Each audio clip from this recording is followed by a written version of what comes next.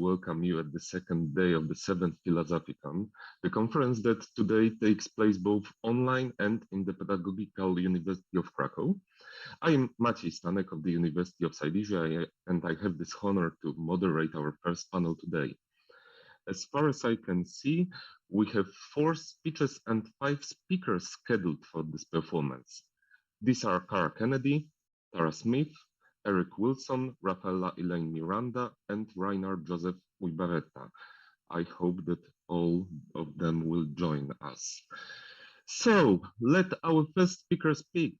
I'm happy to announce Cara Kennedy, who is going to give a speech entitled Spice and Ecology in Frank Herbert's Dune. Cara, go ahead, the floor is yours.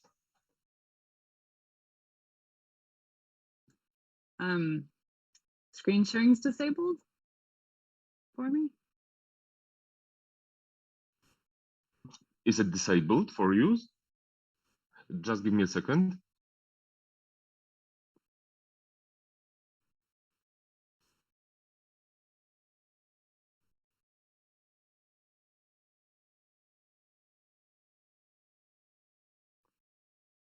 Mateusz, can you hear us? Can you please enable? Okay. Now it is. Great, thank you.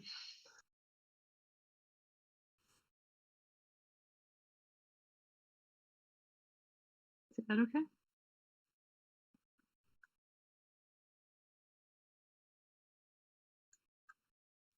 Perfect. Hello, everyone. My name is Cara, and today I'm going to be talking about spice in Dune. So my focus area is how does this spice help develop the world of Dune, and how does it also help drive home its messages about ecology? Can you please enable? This is a shortened version of a full paper that has just been published in Science Fiction Studies, if you're interested in reading the full version. So first of all, what is spice? Spice in Dune is also known as mélange. It's considered to be the spice of spices. It's highly valuable and important in Frank Herbert's universe. Spice is an addictive substance that can only be found on the desert world of Arrakis, also known as Dune, where it's part of the sandworm life cycle. It's very expensive to mine due to the constant threat from sandworms and the harsh environment. It's often described as having a cinnamon-like odor, and it's everywhere in the atmosphere of the planet and ingested by every inhabitant through the air, as well as food and drink. Spice also dominates the politics of Dune because factions vie for control over this most precious resource. It's highly valued for its use as a consciousness opener, a ceremonial toxin, and a geriatric, which is the term that Herbert uses for life-extending and immunity-giving properties. Its rarity makes it extremely valuable. A handful of spice can buy an entire home, and it's the key factor in the intense struggle for control of the planet between the feuding House Atreides and House Harkonnen, as well as the involvement of other groups such as the Spacing Guild and the Bene Gesserit. We also know it's important because of how often it's mentioned. Although the word mélange only appears a handful of times, the word spice appears around 200 times in the book, an average of once every 2 to 3 pages. My argument is that Dune is far more than just another 1960s science fiction narrative about drugs, and it grounds the spice in relevant real-world historical and social contexts to build a world in which complex themes surrounding humanity and ecology can emerge. So let's take a look at some of the key historical and social contexts of spice. Spices in general have long been valued by humans for their uses in food and drink, medicines, and religious and ritualistic practices. And when people wanted them, this led to significant impacts on populations, cultures, and environments around the world where they could be found. In the medieval era, highly valuable spices such as pepper, cinnamon, and nutmeg were very much status symbols for the ruling class and markers of their power to purchase them, display them, and consume them. There was a European craving for spices during the Middle Ages, and spices were important not only in food, but also in medicines, incense, perfumes, and cosmetics. Spices were costly, though, and they had mysterious origins, and this led to attempts to find where they came from and to take over their trade. This helped stimulate European colonialism that ended up having a significant impact on the demography, politics, culture, economy, and ecology of the entire globe. Spices became an addiction, and people were willing to do anything to satisfy their cravings. Cinnamon, in particular, became one of the most highly prized and costly spices. This led to struggles for control over the areas in the east where it grew, such as the cinnamon paradise of Ceylon or Sri Lanka. In Dune, the characterization of spice as both smelling and tasting like cinnamon aids in the world-building process by connecting spice to something we would be familiar with before we learn about its more fantastical properties. When characters are near spice or spice-filled items, the text uses similar descriptions. The odor of cinnamon, heavy and pungent, a rich cinnamon odor from the spice, the rich smell of cinnamon, or the redolence of cinnamon. Even if we are unaware that cinnamon was once one of the most valuable spices in the real-world spice trade, we will likely still be familiar with cinnamon as a common spice. In addition, although current Westerners may consider cinnamon to be a sweet spice used in desserts, it's still found in meat and seafood dishes in South Asia and the Middle East. This makes it plausible as a natural fit with the diet and the culture of the Fremen, whose characterization draws heavily on Middle Eastern cultures. The term spice and its connection to cinnamon thus allow for a more multi-layered reading than if Herbert had simply made up a new word for this substance. Paralleling the historic spice trade is the contemporary petroleum or oil trade, and both prompted European exploration to so-called exotic lands, where they expanded Western interests. Spice can certainly be viewed as an analogy for oil, as critics and readers have often done. The desert in Dune is one type of ecosystem that covers an entire planet, which is a way in science fiction that authors can focus attention on a specific type of environment. What are the clues that this planet is similar to the Middle East? There's the characterization of the indigenous population known as the Fremen, the use of a language derived from Arabic, and the name for the planet Arrakis sounds like Iraq. This desert cannot but help remind us as readers of the Middle East, so it becomes easier for us to recognize the similarities in the struggle for resources in such an environment and accept the world in Dune as feasible. In the post-World War II period, foreign companies had come to control a majority of the means of petroleum production and distribution in the Middle East. But local government leaders began to see the strategic value in oil and demand a higher percentage of the profits, as oil increasingly became the world's major source of fuel. Because of the large concentration of oil reserves in the Middle East, it gave Gulf countries a large importance relative to their population, and it became a strategic battleground between the Eastern and Western blocs. In an attempt to reclaim more control over oil profits, in 1960, Venezuela, Saudi Arabia, Kuwait, Iraq, and Iran founded OPEC. And although it only made small gains at first, as it gained traction, it proved that there was considerable potential in forming a united front to make gains at the expense of the foreign companies. The inclusion of spice in Dune as such a valuable resource in a desert ecosystem fought over by external powers contributes to the sense that, as critic Gary Canavan argues, Dune ranks among the best allegorizations of US energy policy and Middle East imperialism ever achieved in science fiction. Indeed, Herbert himself suggested that the development corporation in the novel, known as CHOAM, is analogous to OPEC. Herbert wanted to explore the desert, but he knew that readers would expect to see something that would believably attract people to live or want to work in such a desolate environment. So he invented the valuable commodity of spice that drives the major factions to colonize Arrakis and struggle for control over spice mining and production. But spice is more than just an analogy for oil. It's also a mind-altering substance that reflects the psychoactive drugs that have been used by a variety of cultures for millennia, but were popularized by the countercultural movement in the US in the 1960s and 70s. The term spice takes on a kind of euphemistic quality in Dune, because it doesn't specifically say that it's the same as a real-world drug, but its descriptions show that it copies the effects of hallucinogenic substances. Humans across the world seem to have a need to alter their reality, and psychoactive substances have been part of societies for a long time. The term psychoactive means of or pertaining to a substance having a profound or significant effect on mental processes. Psychoactive drugs include those that are usually legal, such as coffee, tea, tobacco, and alcohol, and those that are often illegal, such as heroin and cocaine. Hallucinogens comprise one of four major categories of psychoactive drugs. They include mescaline, found in certain cacti, psilocybin in magic mushrooms, and synthetics such as LSD. It's important to note that Dune anticipated some of the countercultural desire for LSD, because at the time it was published, LSD was not yet widely available, and the term hallucinogen had not yet come into general use. So Herbert describes melange as an awareness spectrum narcotic. Meanwhile, in the field of psychology, there was a shift going on. And in the 1950s and 60s, psychologists who acknowledged the limitations of the behavioral school of thought became interested in how the mind processed information, leading to the so-called cognitive revolution and the study of states of mind. American psychology also saw the emergence of what Abraham Maslow named the third force, which was an alternative to Freudianism and behaviorism that sought to study human motivation and human potential and the tendency of humans to seek growth and self-actualization. If you're familiar with Maslow's hierarchy of needs, at the top is self-actualization.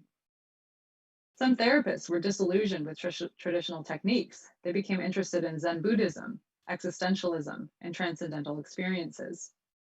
So once the psychedelic properties of LSD were found, some psychiatrists began experimenting with it, and other psychoactive drugs like psilocybin and mescaline, because they're a unique effect on the human psyche of bringing into awareness forms of consciousness that are usually hidden or left unconscious. Herbert himself had some experience with hallucinogenic drugs in Mexico, but he did not advocate their use in seeking visionary experiences. What interested him was a sense of heightened awareness and how each person could experience the drug differently. So within Dune, rather than being an abstract resource akin to oil, which is valued for its role in powering machinery, spice is a concrete substance desired for the changes that it creates in the human mind and the body when it's inhaled or ingested. This kind of substance with psychedelic properties also fits in with the cultures of the desert dwellers that Herbert had in mind for the Fremen, who are based on the Native Americans of the Southwest, as well as the nomadic peoples of North Africa and the Arabian Peninsula, among others. Native Americans use over 100 different types of hallucinogenic plants, including peyote, mescal beans, and psilocybic mushrooms, and the Bedouin and other peoples in the Arab world are known for their use of hashish, a drug prepared from the cannabis plant. I use Mark J.P. Wolf's theory of world building as a basis for looking at how spice works to make the world of Dune believable and interesting. We can see that spice contributes to effective world building in large part because even though it's an invented substance, it's still realistic and familiar due to its grounding in these real-world contexts. We've looked at parallels with the spice trade, oil in the Middle East, and hallucinogenic drugs in the 20th century. All of these connections help give spice, and therefore the book, depth. A world must also be consistent and make logical sense.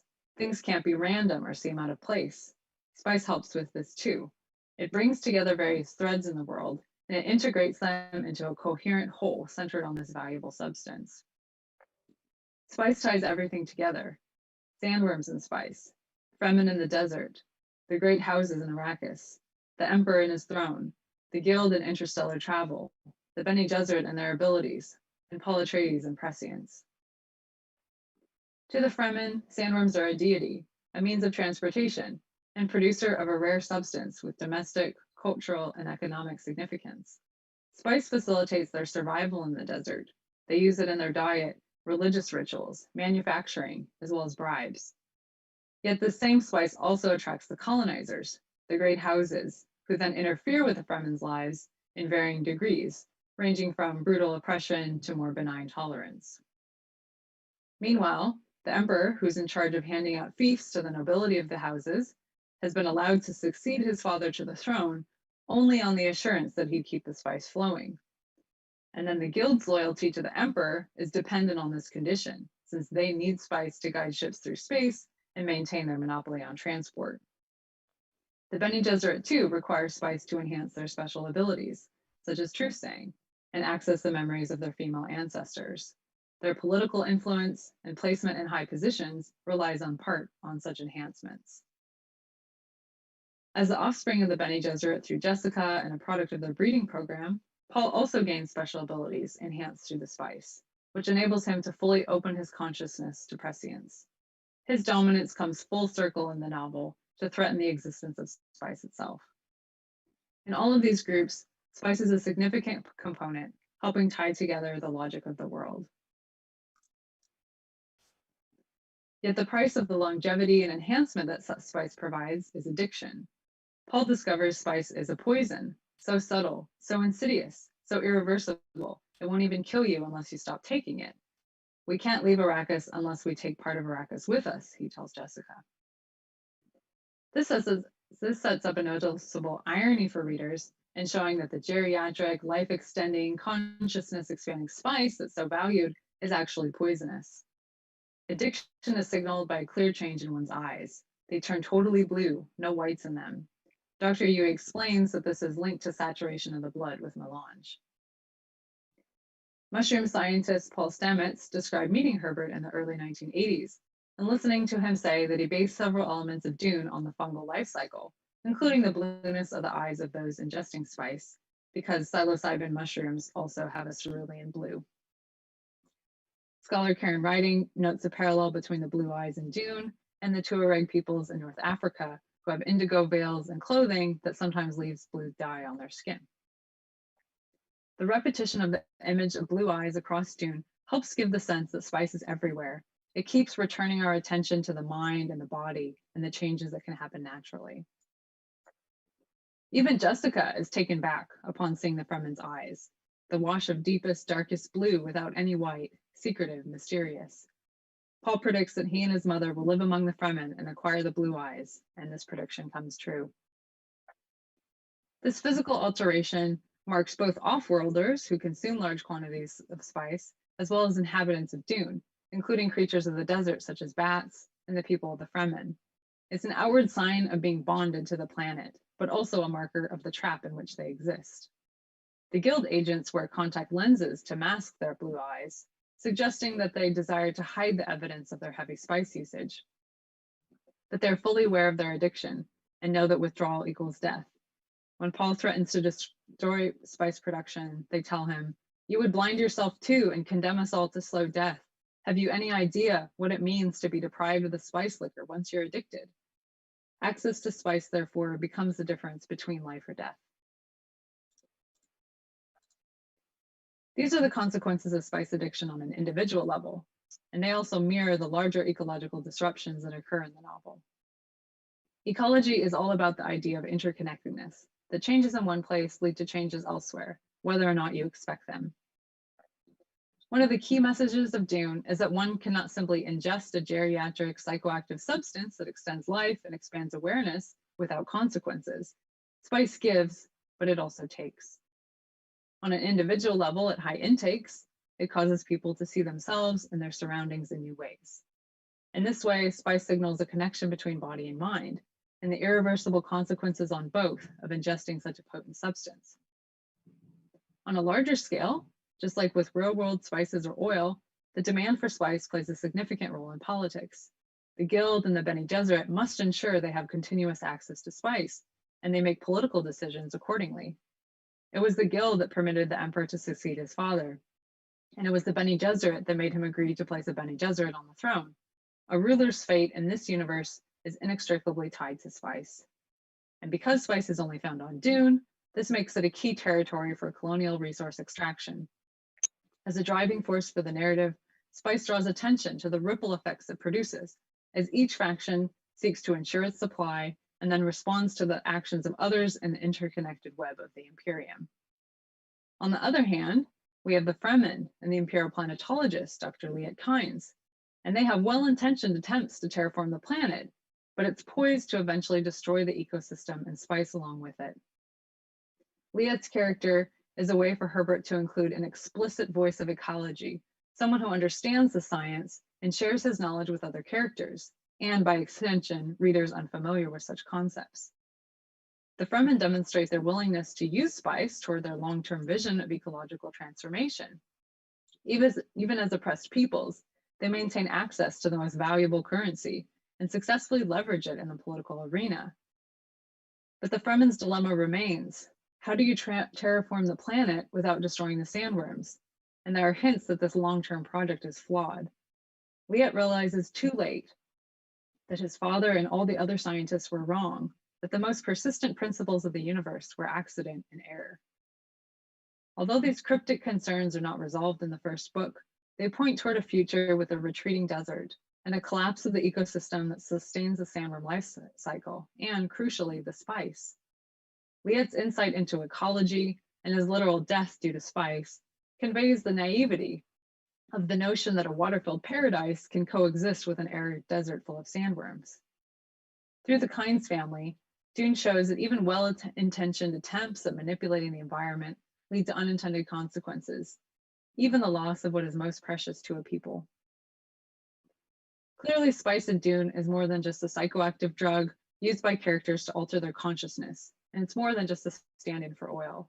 It's grounded in real-world historical and social contexts, which gives it a significant role in the world-building process by enabling us as readers to immerse ourselves in a world that resembles our own, but contains humans who have pushed their potential to extraordinary heights through consumption of this precious substance.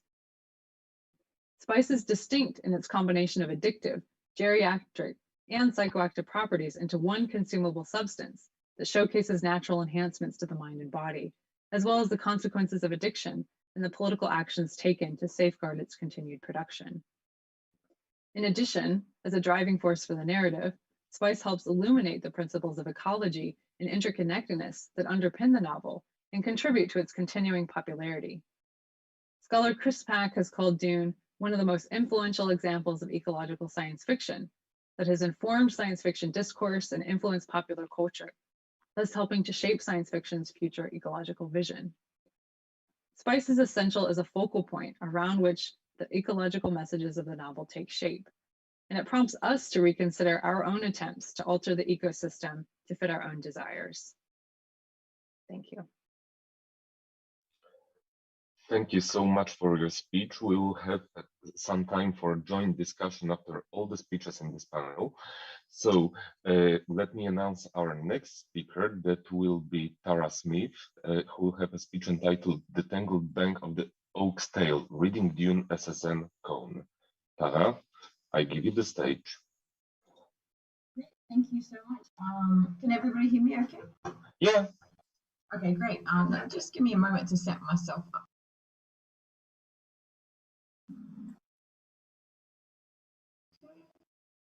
All right, and can you see my PowerPoint okay? Yeah, it's perfect. Great, okay. So let me just... Okay, thanks everybody. I will get started. Okay. Oh, where's that? There we go.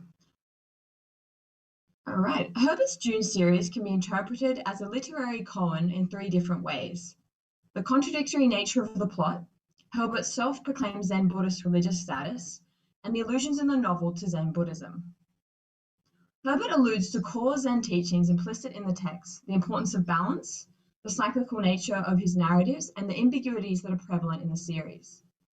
Superimposing all of these explorations in Zen is the mega motif of the texts themselves being written like a Zen koan, an intricate riddle aimed at challenging the reader to question their assumptions, beliefs, and the very reality they inhabit. Herbert, in this sense, is like a Zen master, and we, as the readers, are sitting at his feet, trying to untangle the truths inherent in the text. It is important to acknowledge the Zen Buddhist koan is a very specific entity, normally a phrase or a poem used within Zen Buddhism as an accompaniment to zazen in order to encourage enlightenment. As such, rather than being a koan in the strictest sense, Herbert is instead drawing on a koan style of contradictory ideas and plots. Herbert's novels thus teach a similar lesson to that used within Zen Buddhism.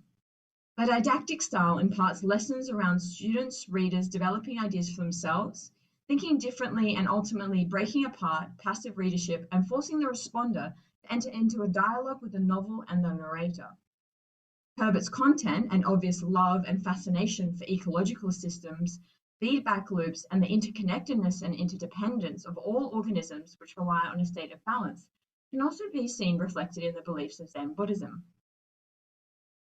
In the 9th century, the Chan Zen Buddhist tradition split into two major schools, the Soto school, primarily focusing on Zazen, meditation, and the Rinzai school, utilizing both Zazen and koans in their teaching. In the Rinzai school, koans are used as a teaching tool by Zen masters to help their students reach enlightenment more rapidly than just when they just use Zazen, as they can glimpse the idea of dependent origination. Koans are used within many different Zen schools to varying degrees. Generally, it is considered that koans exist only within the Rinzai school and the Soto school only practices Zazen. This, however, is only partially true. Whilst in contemporary Soto practice koans are very rarely used, the school was established by Zen masters which heavily relied on koans to challenge the reality of their students. The founding master of the Soto school, Dojun, in the 13th century, is well known for his Shobo Genzo, a compilation of 300 koans which focus on the idea that one experiences in everyday life and is the most fundamental koan. The Zen masters Dogen and Hakuin are credited as having brought Zen into Japan, with Hakuin organizing the koans into a system still in use today. Koans within the practice were brought to America from Japan by many different masters, including Hakukaku Tazen Mazumi, who in 1967 founded the Los Angeles Zen Center. A koan is a short, paradoxical phrase or expression used within Zen Buddhism, typically embodying a lesson taught from an enlightened master to an unenlightened student.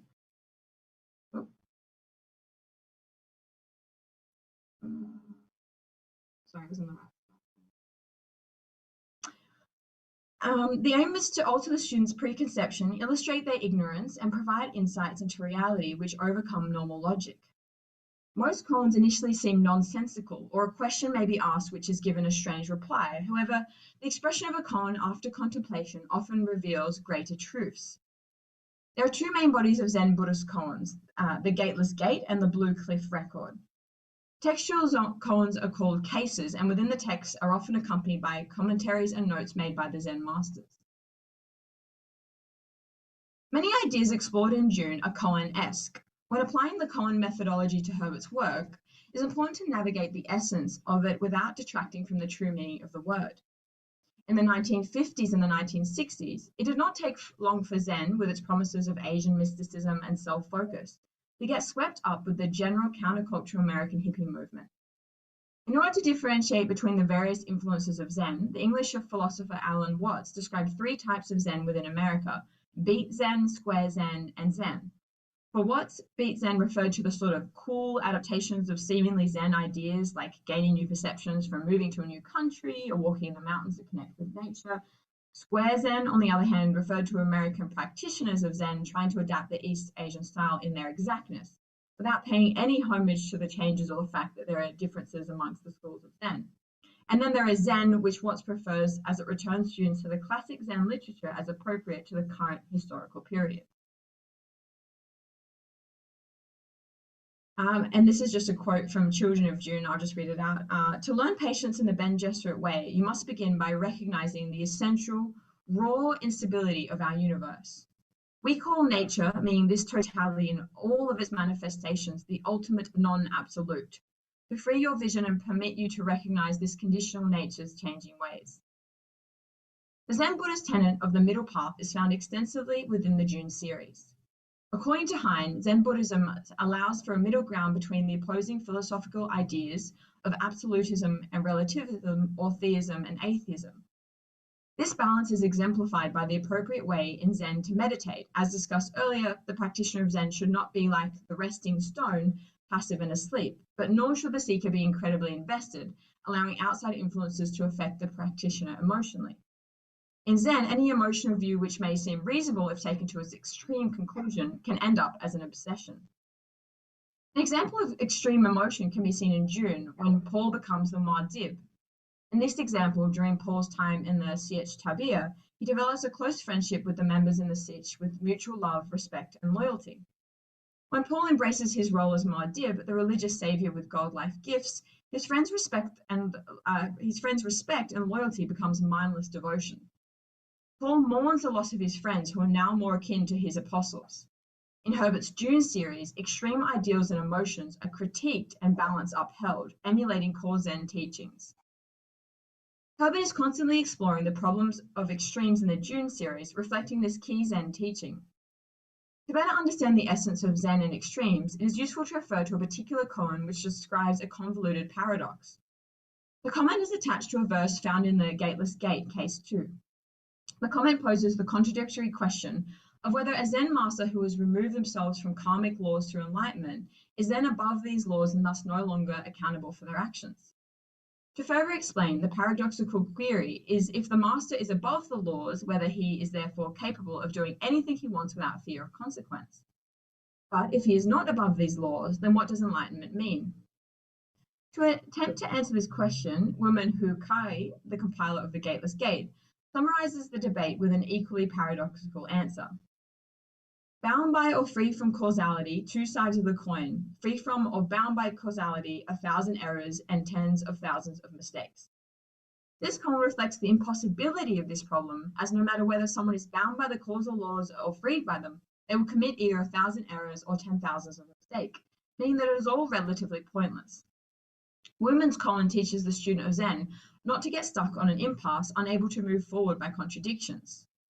This quality of clinging to an extreme view is referred to as the tale of the buffalo, inspired by Case 38, Gozo's Buffalo from the Gateless Gate.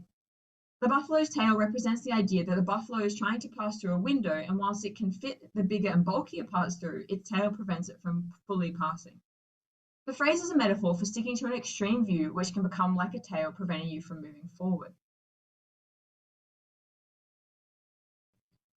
Herbert deliberately creates a fictional universe that challenges the reader in a Zen fashion. Like a koan used to break the individual from the monotony of their preconceptions, Herbert uses epigraphs and contradictions within the plots to provoke questions within his audience. The reader is asked to question their beliefs and their faith in the goodness of the characters.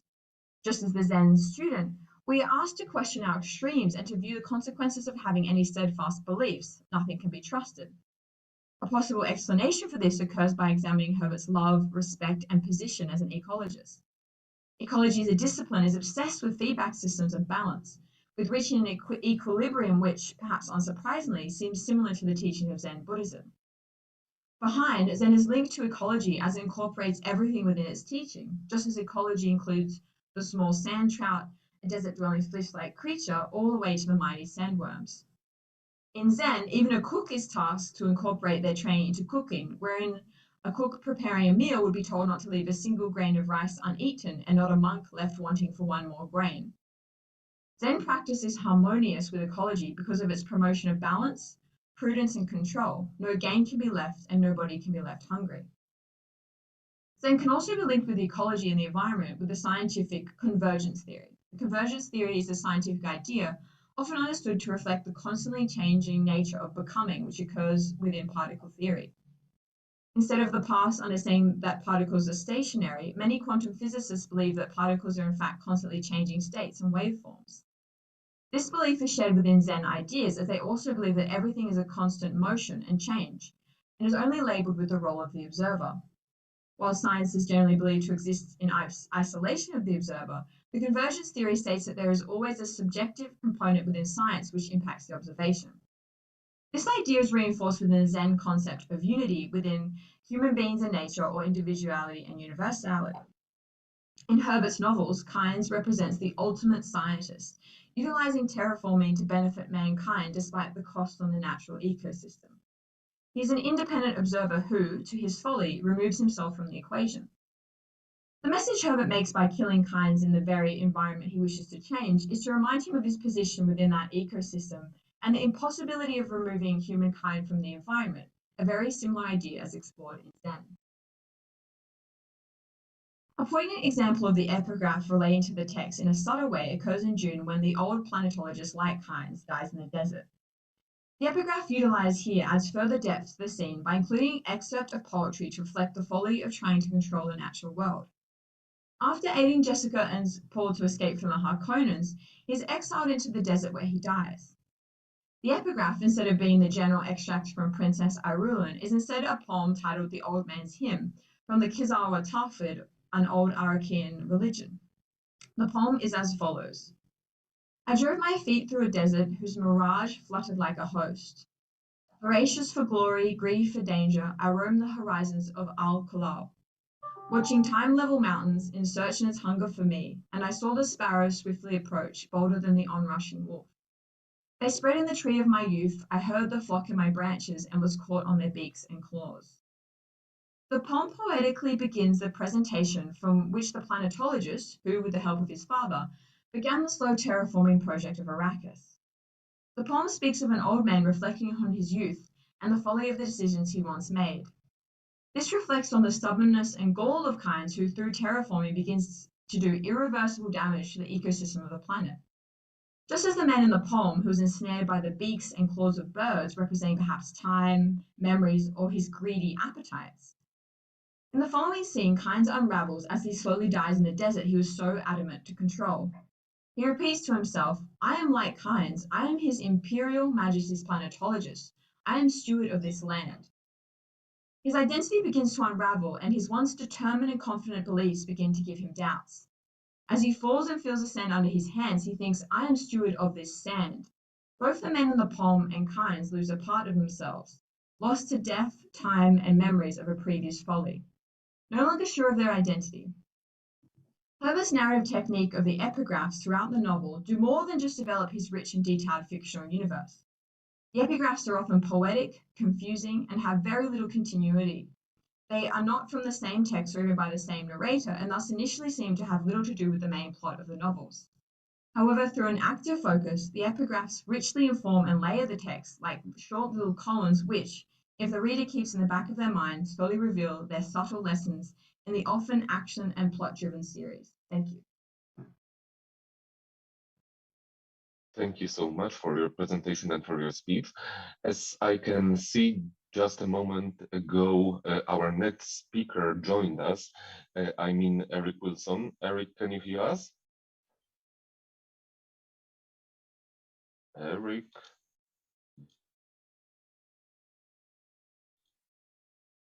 Just give us a second to solve the technical problems as usual.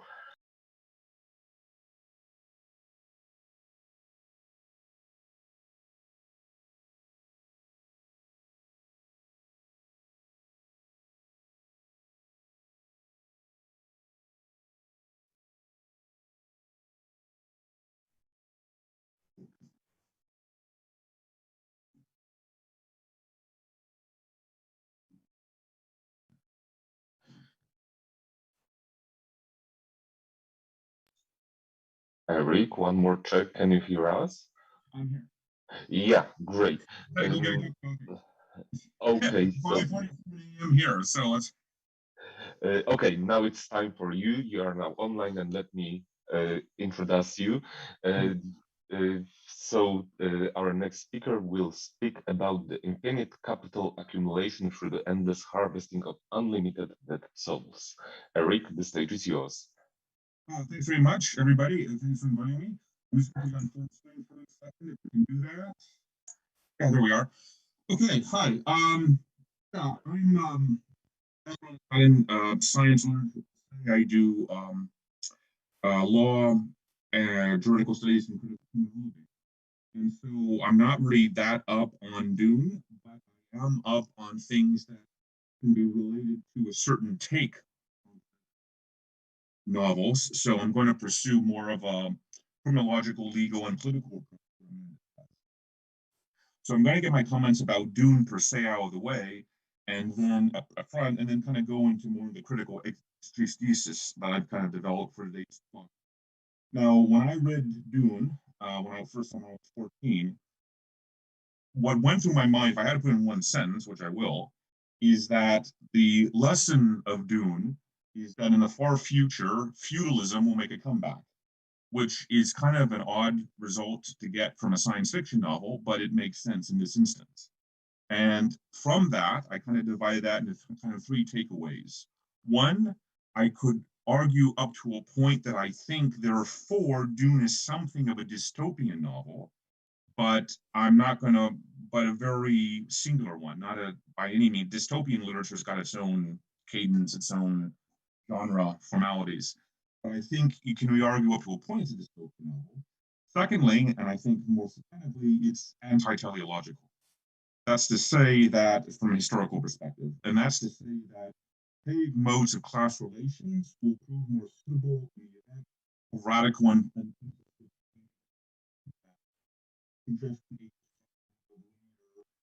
so-called progressive models of historical transformation. So it's anti-linear and it's anti-teleological. And the third one is that Eric, sorry to interrupt you. I beg your pardon, but we've got some issues with your microphone, I believe. okay. Could you please give it closer to your mouth or something Oh, like sure. that? Sorry about that. Okay. Is that better? Is that, yeah, Is it that is okay? much Thank you. better. Okay, thank you. Okay, I don't want to, I'm going to look like a goldfish in a bowl if I put it too close to my face. And the third one is that I think that the novel approach to a kind of Mackenzie work-like form of radical vulgar material, and that re-emergence of antiquated political economy is enabled through all purely merit material nature matters. And of course, I really like the conceit of spice, for example, which as an LSD, ultra consciousness, interstellar space flight, evolutionary communicative technologies, that somehow is related by some combination of privatization, kind of a patrimonial corporate, which is represented by the two dueling sovereignties in the House of Aborted. So with that out of the way, my thoughts about Dune, I'm simply going to explicate on the relevance of all of this by referencing a paper that I just had appear in a Russian publication, the Review of Business and Economic Studies of University of Moscow, volume 4, issue 4 this year. And if anybody want to have a look on it, it's been available online now. And so I'm going to kind of weave back between what I've got to say about Dune and some of the things that I raised in that article, because by sheer coincidence, the two projects actually converged. I finished the article about the time I was invited to. I'm going to be drawing upon that. Now, keeping everything I said about Dune, possibly dystopian, definitely anti-teleological, and probably reflecting a radical materialism, I would then make a huge statement, is that the hidden history of both the 20th and 21st centuries is a meta-narrative, which is an old-fashioned term, but I think I can defend it here, is the meta-narrative of divergent evolutions of various totalitarianism, including a globalist, territorialized neo-totalitarianism. So if we take this in the longue durée view, and remember Herbert's novel involves tens of thousands of years, so I can do a longue durée approach myself. The Enlightenment, the essence of the Enlightenment, is the finding of a substitution for church, or a kind of a new form of wholly secularized theopolitical structures. And of course, this is the secularization thesis of Karl Lowith, and it's critiqued by Hans Blumenberg. The modern polis, or city, or state, is the simulacrum of the pre-modern ecclesia, and focused upon two things which are of long-term importance. The search for a political religion, which equates to secular dogma, and the evolution of biopolitics, which is a secular form of pastoralism. So the big takeaway of this is that where we get today in arguments, especially over the presidency of Donald Trump and then the possible reaction against it, whose wheel seems to be coming off as well, we get in an argument of whether or not communism is really fascism, whether liberal democracy is really a form of fascism, whether liberal democracy is a form of social democracy, and so on and so forth. But I think that's all a category mistake. Everything in the 19th and 20th century is the search for a sustainable and self-regulating form of totalitarianism, or totalitarian democracy, even better, of which communism, fascism, and the current political economy of choice, which is some form of post-Keynesian neoliberalism, are really three different aspects of the same thing. So the current hegemonic mode of political economy, neo-totalitarian democracy, or illiberal post-democracy. Now,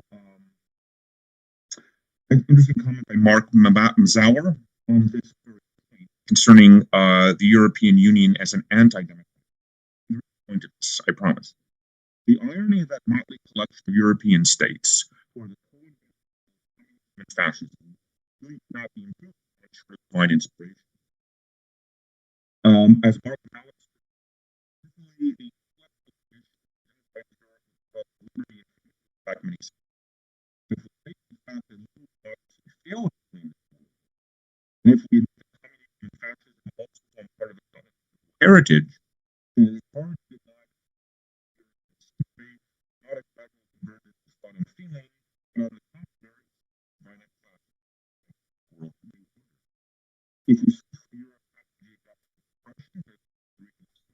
holiness and hello? Eric, I beg your pardon, but once more something Oh. with your microphone. Can we do some check? Sure. Well, now I can hear you perfectly. Oh, now you can hear. Okay. Okay, go on. Thank you. But on the contrary, violent classes new orders. Europe has a geographical the theoretical morality, we find that still does given by European world neoliberal organization. The West is now the former West. Its economy has become something else. It is now, if you remember that Vladimir published his communism and Lenin there was speaking nationalist revanchism,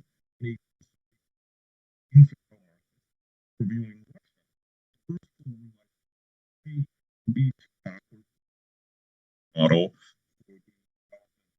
revolutionary politics. Okay. The year 1989 Lenin Russia really has politics. The problem is that the future of revolutionary politics is some variant of neo-totalitarianism. So basically what I would argue, jumping to the conclusion very quickly, because I don't know whether or not I'm going to be able to continue with the talk if we're having sound problems like this, because I just got another warning, is that in a sense, what we're witnessing today is the return of, shall we say, an anti-teleological, anti-illiberal, older forms of corporate structures and ideologies that are now becoming the new norm and are now being normalized through the process of neoliberalism, which has become the universal economic system.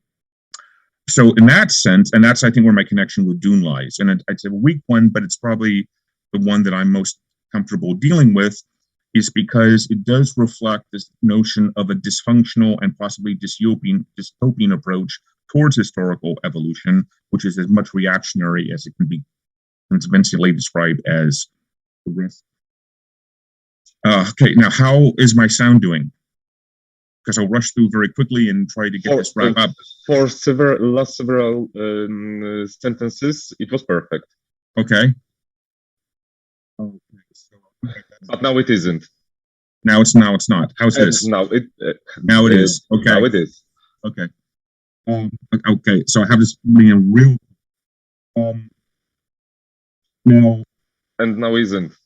Now it isn't. How's this? Now is. Oh, no, it is. Okay. Now, okay. So basically, what I would do is I have to talk very fast, uninterruptedly at this pitch, so that you can hear the whole thing. Basically, my paper is divided, or my presentation. The end of capitalism. So, Eric, do you have your phone? Are you using Wi-Fi or data at the moment, Eric? I'm using Wi-Fi. Do you have data on your phone? Could you switch to maybe come on your phone? Sometimes that can be a bit better. I wonder whether it's your Wi-Fi connection. It may very well be. Because it's very in and out. So often we'll catch like the first 5 words and then there'll be nothing, and then you come back. Rats. Yeah. Sorry about that. No, you're right. Okay. Sorry. Anyway, the end of capitalism. And now, Eric, pardon, now are these words that we can't hear, but isn't it where you have your microphone set, isn't it too close to your face or too far? Since there are some moments that we can hear you perfectly and some, this sound was... it just may be a connectivity problem. But, I can see that you have perfect signal strength, so... Yeah. I believe that these are rather microphone issues. Okay. Now I've got my mute. I see my mute icon in the lower left corner. and the green is coming up and down as I speak, so it's Okay. picked up on my side. Here, I seem to be okay. Maybe you're having a problem with receiving it. Could you please repeat? Well, I'm saying I'm seeing the green. Okay. I'm seeing the mute. I'm seeing the mute mic on, and I'm really think of having a green as I'm speaking. It's a volume indicator, and it's coming through okay. And then I completely stop. And now I'm coming back again. So I'm not. Here, let me have a look here. What to do? Switch to phone audio. Now I can't. That doesn't seem to be able to work. I'm sorry about this. Should I just discontinue, because there's no point of me continuing if you're only hearing every half sentence. But all you told now was perfectly hearable. I mean, I explained perfectly why you can't hear me with 100% audio. So maybe let's give it a try. If it will be so. My papers. Okay. Lost some time, and I know you guys. So I'm going to have to zoom through this as fast as I can. Basically, end of capitalism, image of making series and neoliberalism. This is very basically the problem of Germany, capitalism. I draw a lot on the work of Mackenzie Wark, who describes herself very proudly as the but she means that basically in terms of a techno-determinist or a technophiliac even, material. And in her book published by Verso in this year, she talks about post-capitalism and the organized information form, which are imbricated within the totality of a totalizing. And there are two things I'm going to simply summarize from Wark's work, which I use a great deal in my own, is that one, what we call the internet, the entirety of social media, including what we're trying to struggle with right now. Recording in progress. Okay. Is that recording stopped? Can you hear me now? Okay. Yeah, perfect. Yeah. Okay. Okay, now I've just lost my image of you, but you can still hear me. Yeah, we can still hear you. Okay, now you're back. Okay. Is that the development of institutionalized electronic and digital communications is the result of not the military-industrial complex, but a military-industrial complex, which in fact reflects a kind of an American statist socialism in which all sectors of the research community were actually integrated into a program, whereas the Russian one fell apart because of basically disaggregation. So the Americans were ironically aggregated, the Soviets were disaggregated, both great develop and advanced developments in military-related communicative technology. But more importantly, this sort of like states military-industrial complex, which was based upon a techniques of information, gives rise to what Wark calls vectoralism, which is her response to the notion of an international capitalist class. What we really have in place is an international technocratic elite.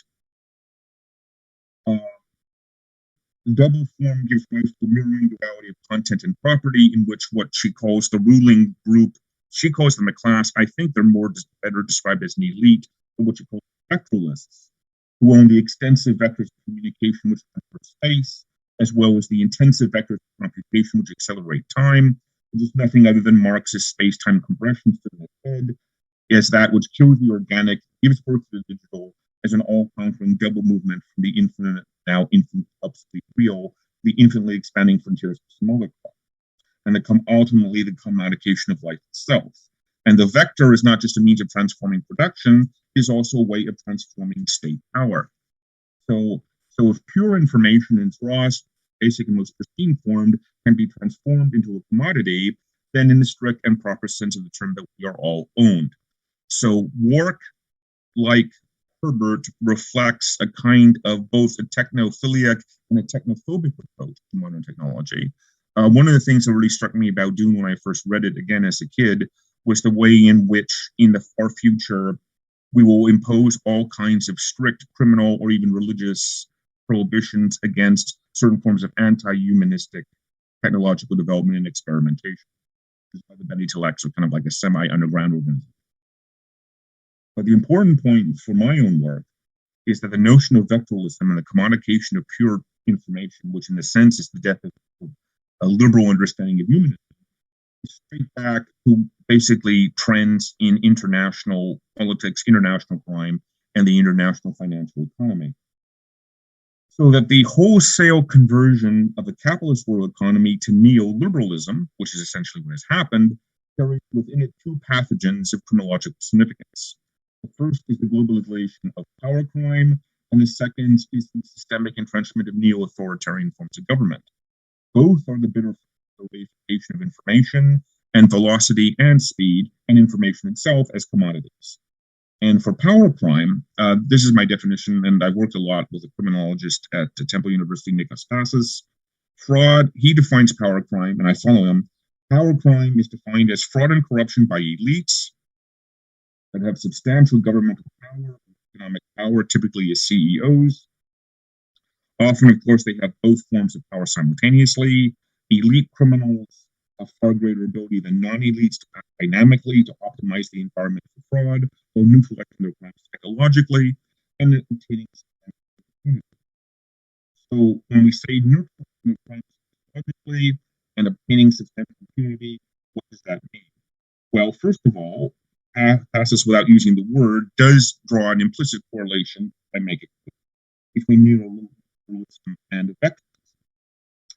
And that what he calls elite criminals or criminal sovereignties are best understood who undertake the criminogenic manipulation science system that constitute the hard wiring of the international economy. So vectoralism, which is a form of vulgar materialistic technological determination, facilitates the transformation of the whole of the real into the wholly virtual form of reality, supersedes all forms of common sense, which can then be criminologically manipulated to basically undermine the conventional liberal, progressive, optimistic, enlightenment understanding of the demarcation between crime and law.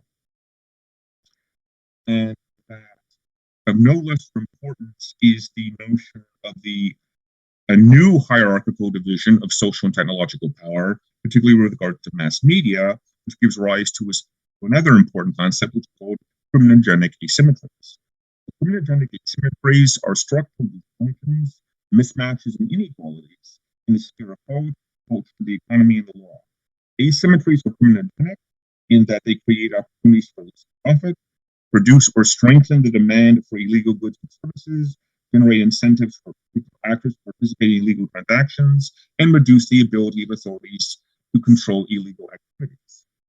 So if you put all that together, if you combine vectoralism with criminogenic asymmetries, both of which in some way are and have entered into a symbiotic, I don't want to quite say dialectical, but a symbiotic relationship with global neoliberalism, then what you've got is kind of the emergent paradigm of sub-state or non-state private actors who are actually able to accumulate financial and a kind of an extrajudicial form of political power that is roughly or highly approximately resembling what we would call a kind of a privatization of sovereignty, or perhaps a form of post-legal criminal sovereignty, which in fact is not by any means dissimilar to Herbert's notion of corporate patrimonialism or patrimonial corporate. And the third point, because I'm probably running very low on time, but I'll sort of get to the big point, the last major point that I have to make, is that the relation between all of this and why we can regard, possibly, I'm going to really go on a limb and argue, though, why we call feudalism as actually a model for future, or at least near future, planetary developments. If we look at the way, so I'm just simply going to summarize what I've got. If we look at the way that we understand international relations, especially what we would call, from a classical realist perspective, great power or big power relationships, we notice that a great deal of interstate behavior is based upon mimesis, that lesser states will imitate more successful states quite deliberately, because states, just like people in the Hegelian sense, are struggling with each other for recognition by others. It's sort of the master-slave dialectic applied to international politics.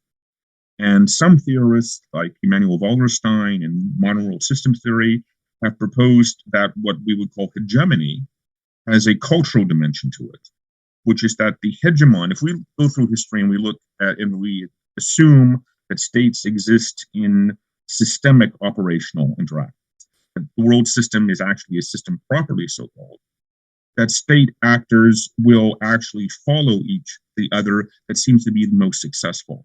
And the state, at any given moment in time, who is the one who is most commonly imitated or copied, is the state that deserves to be denoted as the hegemon or the leader. So leadership is not just a military, political, or economic phenomena, it's also a cultural phenomena as well. That it is the state to be followed. France in the 18th century, England during the Victorian era and the Edwardian era, every state in the world is trying to become like France or England at some point. The 20th century, that became the United States for all of the obvious reasons. But we would argue that, and since everyone in the United States on my side of the lake is wringing their hands about possibly the beginning of the end of our hegemony, we're arguing who the next hegemon should be. And of course, everyone is talking about China, but that is merit. But I'm just wondering whether or not, in a certain sense, Russia wouldn't be actually, or actually Eastern Europe in some ways, wouldn't be a better model for the new hegemon. Because if vectoralism, the essence of the essential characteristics of vectoralism, check out, and if we have an international economy that's fostering through criminogenic practices and manipulations of mass media and high-speed representation, velocity of information, now completely and totally commodified. And then both of those things give rise to kind of like semi-autonomous private actors of a form of sovereignty, then it would therefore rather perversely but logically be the outcome that the state that most merits the wearing the mantle of hegemony is the one that is actually the most advanced in developing post-liberal, anti-democratic, neo-authoritarian, oligarchic structures. And the more that neoliberalism is successfully globalized, implemented, and of course imitated by other states, then those states will in fact be, within this particular understanding of international behavior, the leading states. And of course, therefore, the greatest hegemon should in some ways be considered what used to be known as the Soviet Union. Now, the breakthrough moment in this development, if the development has merit to it, is of course the European Union. Because the thing about the European Union is that for all of its policy progressivism, and in many ways it is a very progressive international organization, an IGO, at the same time, as we all know, it's considered to be very undemocratic in a lot of ways. In many ways, it's more of an administrative entity rather than a political entity in the classic, and certainly not in the classic liberal or democratic. But what the success of the European did after 1989 was, of course, invite the states of Eastern Europe in to join the party through a process that was in many ways extraordinarily unfair and impatient. But since the European Union invited the states of Eastern Europe into the club, it allowed the states of Eastern Europe to actually engage in their own form of imitation. Since they were already very undeveloped in terms of democratic polity, for the obvious reasons, they were therefore more pre-inclined to move towards a neo-authoritarian oligarchic form of political activity. And secondly, since the Eastern states, the Eastern members of the European Union, were essentially, to basically summarize it in one sentence, humiliated by being forced to comply with a purely Western model of statehood, which was by no means indigenous to them, and continuously criticized for failing to be proper versions of Germany. Then this, of course, provoked a populist reaction.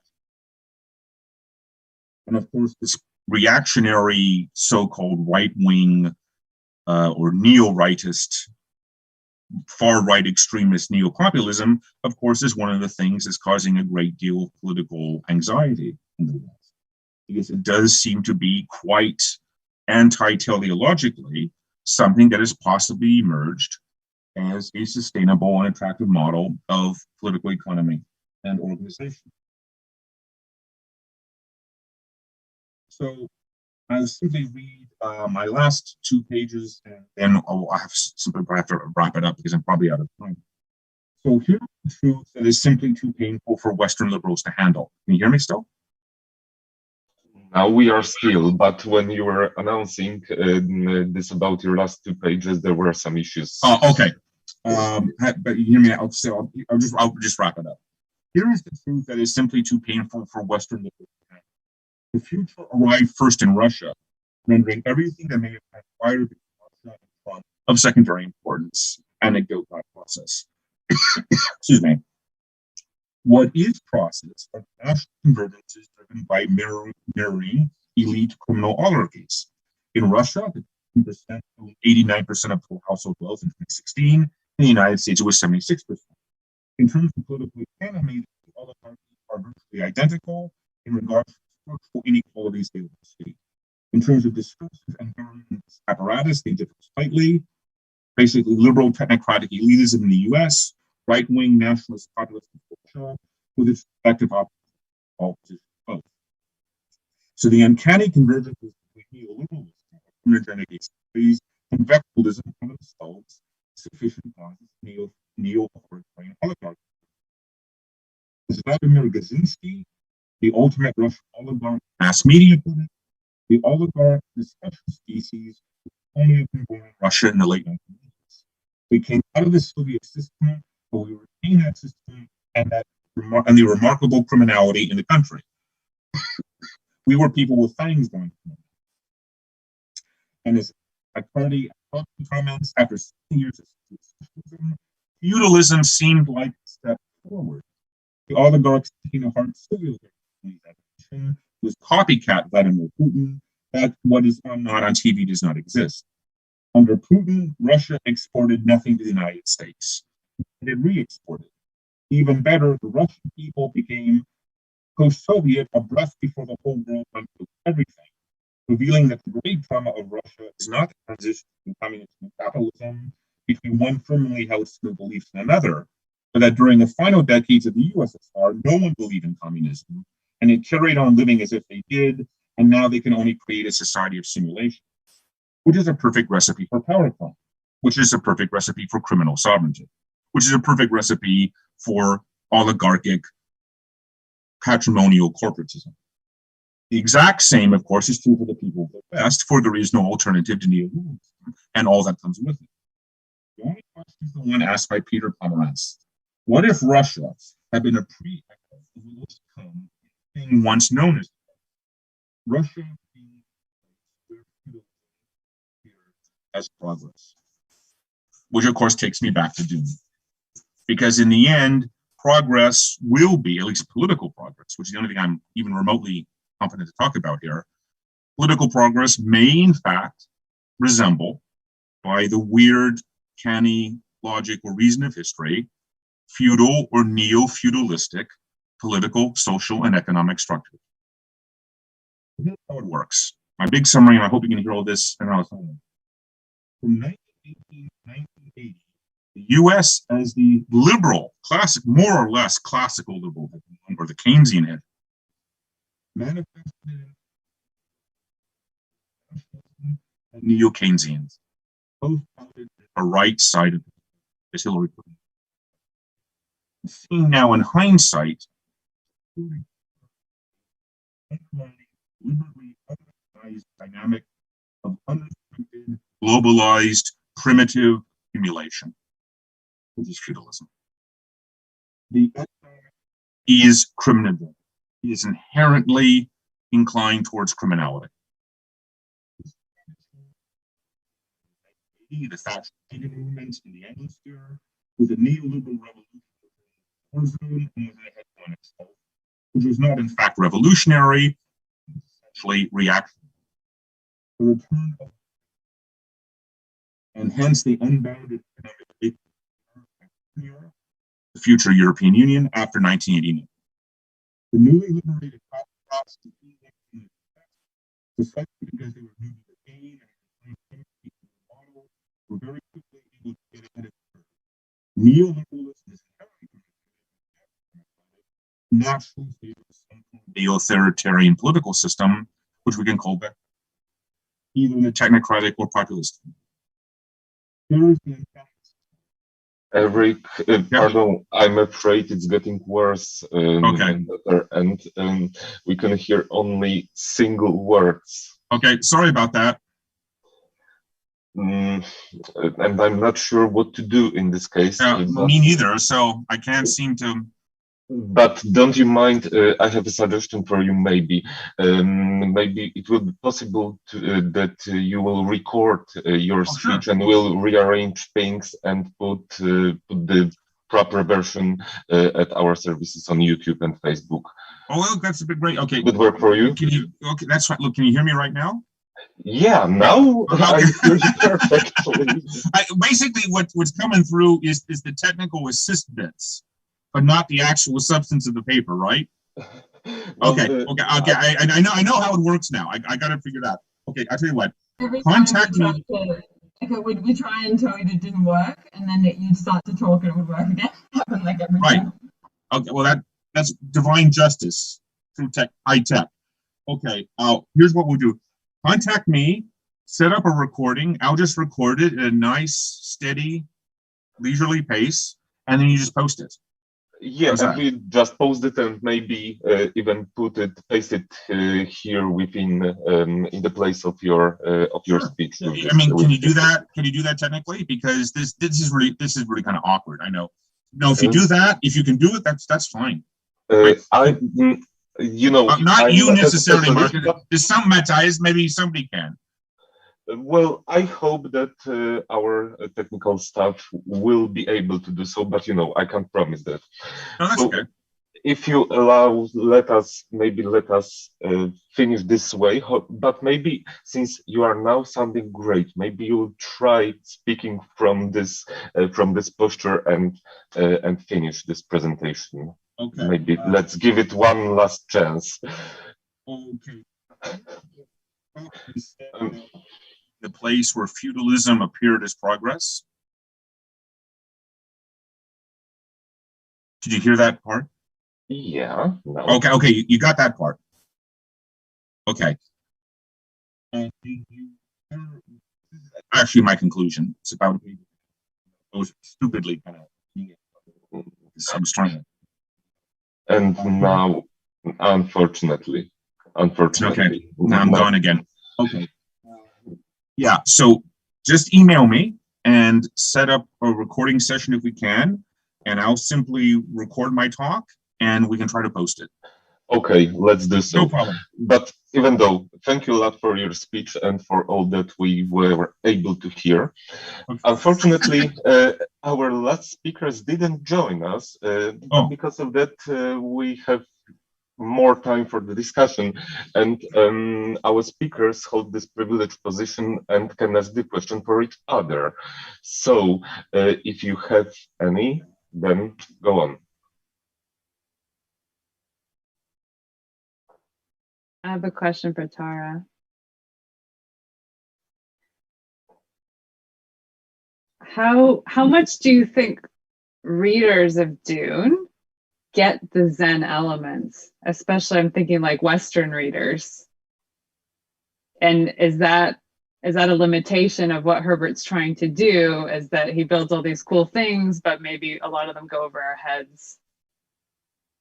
Yeah, thanks, Cara. That's a really good question because I actually read Dune the first time and didn't really pick up on a lot, right? I love the book, but I kind of put it aside. And then when I was going to do my honors project, I was originally going to try and do, because I'm in the religion faculty, I was actually going to try and write about L. Ron Hubbard's science fiction work before he wrote Dianetics and look at the kind of Scientology religious thing. And I picked up, was it Battlestar Earth or whatever his major work is.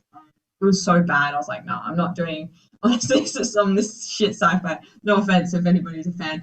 Anyway, so then I was like, what book do I love? And I was like, Dune. And then I reread it. And as I reread it, I got so much more out of it from the first time reading it. And I was like, this is so cool. And then I was like, and I was trying to piece it together. I'm like, is it this? Is it that? And I'm like, oh, he's done it intentionally to make it super unclear what the main messages are. And I loved that. And so then I kind of looked in and when I found out he was a Zen Buddhist, so I was like, wow, it kind of really clicked. And I kind of explored Zen more and this idea of a koan, kind of make it like a riddle. Because I think he's didactic without being super to the point of what he's trying to say. Like it kind of allows room for the reader to really develop their own ideas. Because every time you read, you're like, I love Paul. Then you're like, oh, I actually hate Paul. Then you're like, oh, I love, the desert is so cool, and I love that they're terraforming. And then later you're like, why are they terraforming? It's horrible. And so these kind of back and forths really help me kind of think that he's doing something quite clever with it. So yeah, to answer your question, I'd say I think the average reader probably isn't reading it the first time around. You're probably just thinking this is a great book, and then as soon as you read it a second time, you start to think about it more. I reckon you get more of those juicy little elements.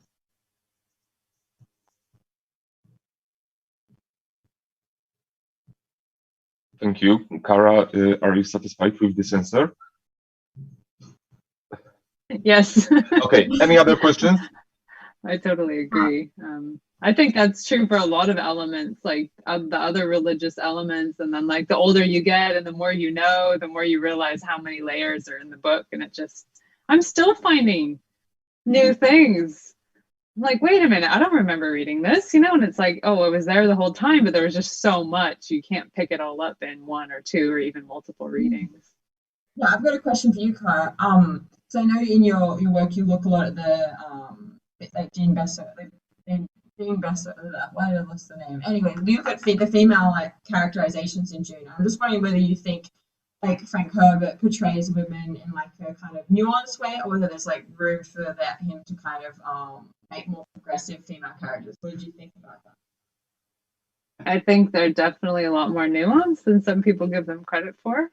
Herbert used a lot of archetypes in Dune, it's true, but I think he uses the archetypes as a starting point, and then he builds up around that. And so even say the Reverend Mother that does the Gom Jabbar test, right? Some people, I think, mistakenly just see, oh, she's this woman who wants to do this kind of mean thing to Paul.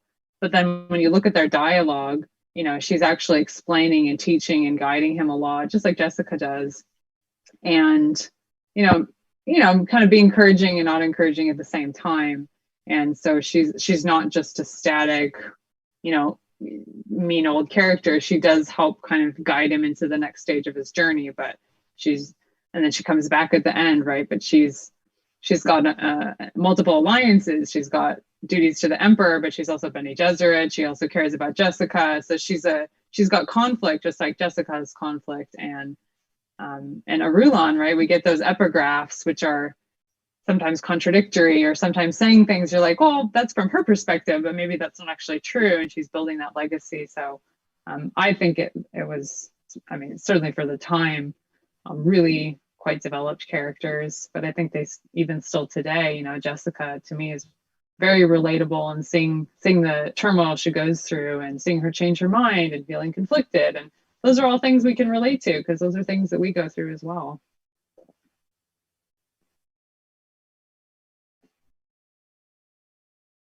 Thank you.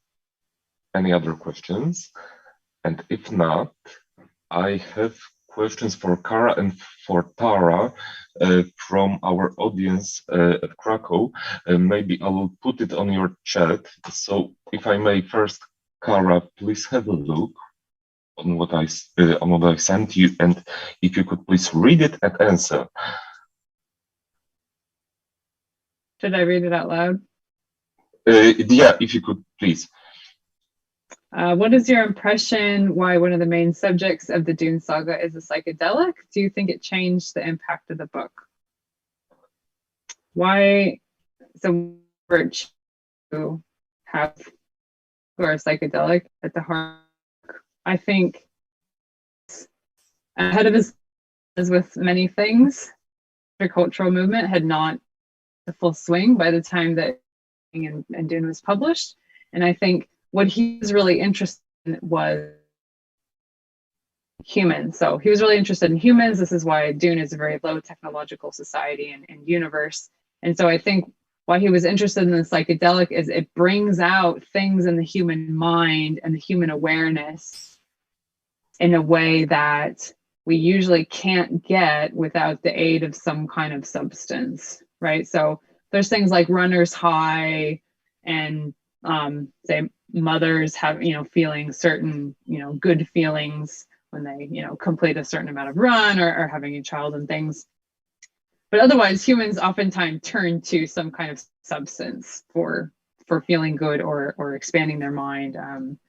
Sometimes in safe context, sometimes in not so safe. So I think for him, putting spice in there as this hallucinogen was a way for him to plausibly show us a character like Paul, who's exploring the world and exploring his mind, pushing the limits, gaining access to things that normal people can't get access to, but in a way that was kept it more within science fiction rather than going off into fantasy. So it's not just a completely random magical ability that he has. It's sort of tethered. It's tethered with that drug into something that we know in the real world. People do have trips. People do have visions. People do use drugs as a way to have religious experiences, mystical experiences, spiritual experiences. And so we can see Paul and we can say, oh yeah, actually that's something that happens to people. He's pushed it beyond the limits of what we know, but maybe someday, we will be able to also push ourselves. In terms of the impact of the book, I think that's one of the things that gives it that staying power, is because it's not magical and it's not technological. It's through kind of a natural substance. And if you're paying attention to what's happening with microdosing of LSD, it's finally kind of coming back into being used for therapeutic purposes to sometimes really great results. And things like cannabis, marijuana starting to be decriminalized in certain places around the world. So we're kind of seeing a shift back into looking at, well, yeah, how do drugs affect us? And should we maybe not have them be illegal? Things like alcohol, which cause a lot of issues, have been legal for a long time. So why are those things legal and yet these other things aren't? And so I think that the impact that it has is it makes the world believable, and it makes Paul more of a believable character going through his journey than if he just kind of made up some random thing that, like, oh, you take this and suddenly you're off in another world. So that's why. Tara, do you have anything to add to that? Pardon if I may, but to continue this question, since we don't have any personal contact with people sitting in Krakow, but don't you think it can be seen as kind of eulogy of drugs? So the spice extends life, it gives you power, etc., etc. So wasn't that Herbert presented the spice as something very positive? Yeah, but there's a cost to it. So the cost is really Paul's kind of mental ability to kind of live in the moment, right? So he just starts like living in that future and being controlled by the future. And he really has very little control by the end of the book. And he even admits, I'm not going to be able to control the jihad. So I think throughout the book, we see him on the journey and we see his awareness expanding. And then it's kind of like, it sort of starts closing in the past that he has. It starts closing in things. And the consequences, you're addicted. You have to always be around the spice. You have to always take the spice. And I think it's not completely presented as positive. And if we look at the guild, right? The guild, they're so obsessed with the spice that they if you keep reading into Dune Messiah, they have to like live in a tank. They're just completely addicted to the drug and don't really have any sense of anything else. You know, they don't enjoy things. It's just about the spice to them. So yeah, I think it's one of those things, like Tara said, like Herbert's kind of showing us one thing and then kind of twisting it on us at the same time. And he's more ambiguous. He doesn't give us a clear, this is good, this is bad. He lets us kind of see for ourselves and make up our own minds about those things.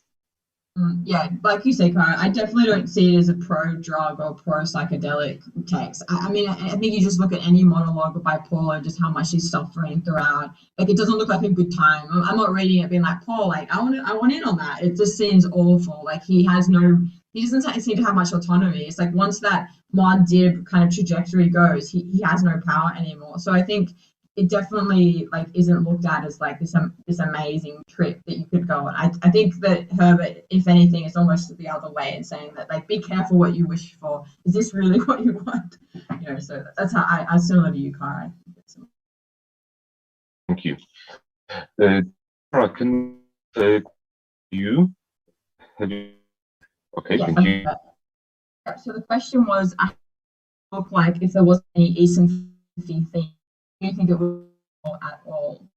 I thought this was a really interesting question, and I think you could take out the Eastern philosophy, just like you could take out the ecological themes. You could take out like a lot of Herbert's like kind of not subliminal, but like deep messaging throughout the text. But I think if you took out any of those elements, the text would suffer as a whole, because I think that that need for balance and this promotion of a balanced lifestyle, whether that's, you know, balancing the spice, balancing the ecological systems, is so prevalent throughout that I think you would lose a lot of that. And I do believe that good science fiction is social fiction, and it does have that didactic element.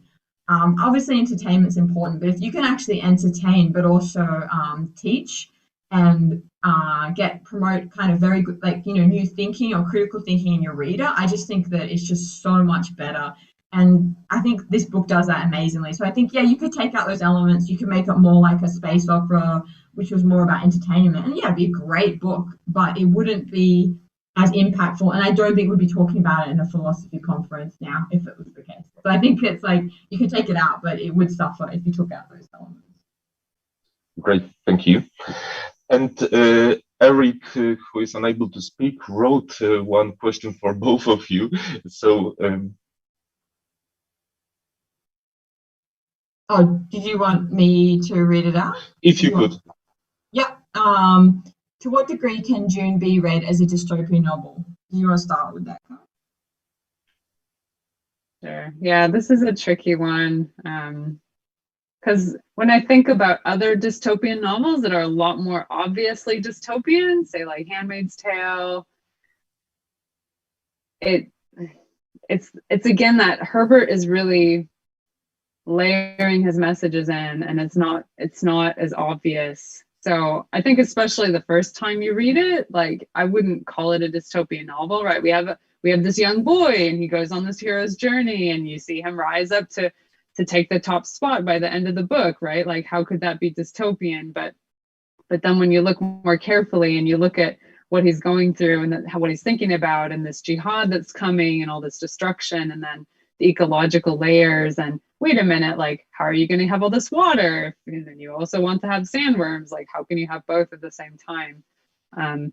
There's definitely threads in there, but I wouldn't call it a dystopian novel on the whole, just because to me it doesn't fit very nicely into that category, but I think you could definitely make an argument for it. I would agree with you, Cara. And like a typical Zen Buddhist way, I'd say it's neither utopic or dystopic. Because I honestly don't think it is. And I think you're right. When you first read the first novel, you're like, this is great, you know, this is such a cool society to get terraformed, it's going to be beautiful, there's going to be water, everything's going to be great. And then you realize what detrimental effects it has on the sandworms and the ecosystem of the planet. And you're like, oh, it's awful. And so I think that I would not call it either a dystopic or utopic novel. And if anything, if I had to, if you think you have to pick one, I'd actually say it's more utopic than dystopic personally. Just in the positive messages of ecology and environmentalism that Herbert imbues with it. But that's sort of my take on it. But I wouldn't describe it as dystopic personally. Okay, thank you. I can't see any other questions, so let me thank you a lot for all your speeches. I hope to meet you again, and I will. And now we are having a break. So thank you a lot, and stay tuned. Okay.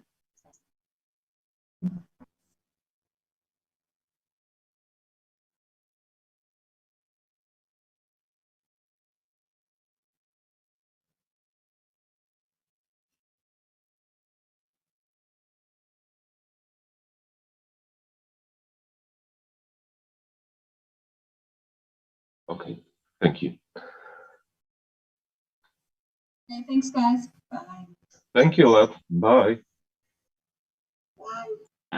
See you. Ta. See ya.